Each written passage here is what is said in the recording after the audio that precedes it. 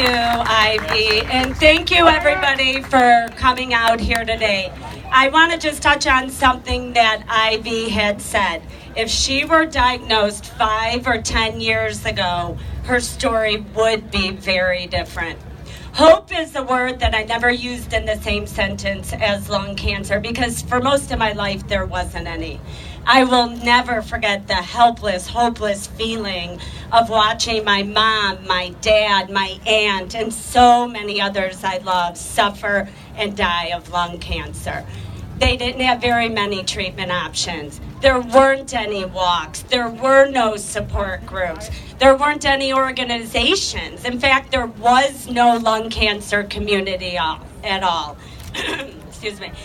This all changed when 7 lung cancer patients founded Longevity in 2001, right here in the North Shore. This is where it all started. I got involved shortly after it was founded, and I am honored and humbled to have had the opportunity to play a critical role in the initial success and growth of this organization.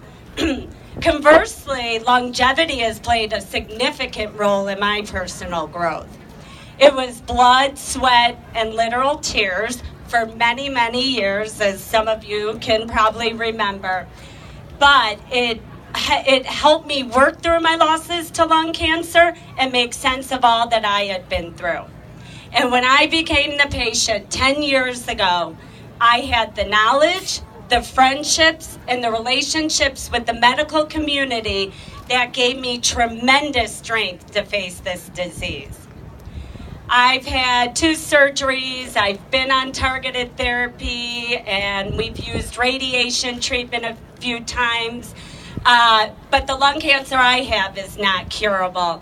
And as I stand here today, I am at the brink of starting a new treatment.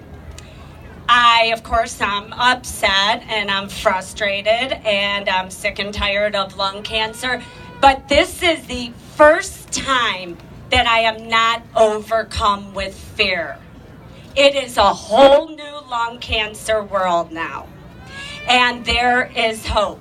And my family history really illustrates that hope. I have lived to see and reach so many milestones with my husband, Jason, and my 4 kids that my parents, they were stolen from. Those milestones stolen from my parents because they did not have the options that I have or that we all have. I can tell you firsthand that research matters. It means more and better treatment options for me, for all of us.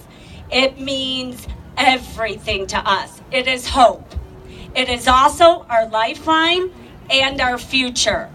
We have come so far, but we still have a long way to go. And we need better treatment so that we can reach and see more of those milestones. We need to keep that momentum going.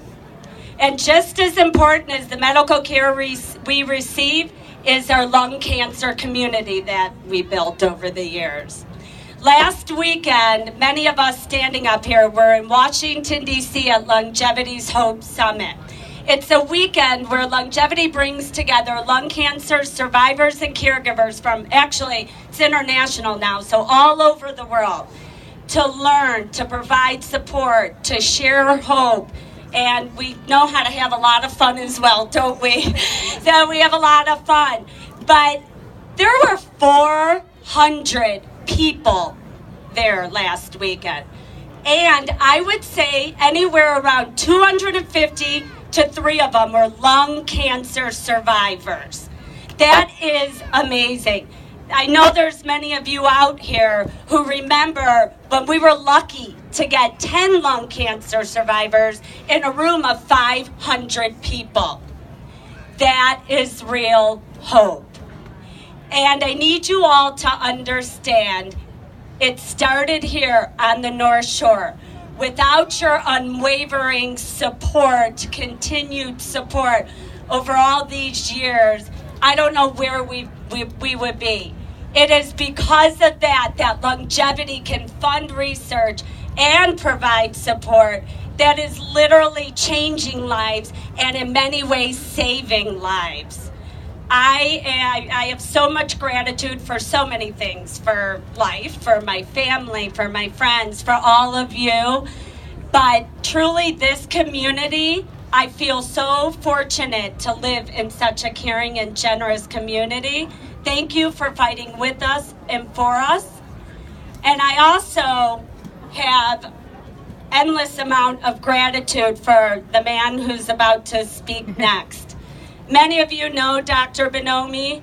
He is truly, truly everything that you can imagine about hope. He's someone who's dedicated his life to treating lung cancer patients.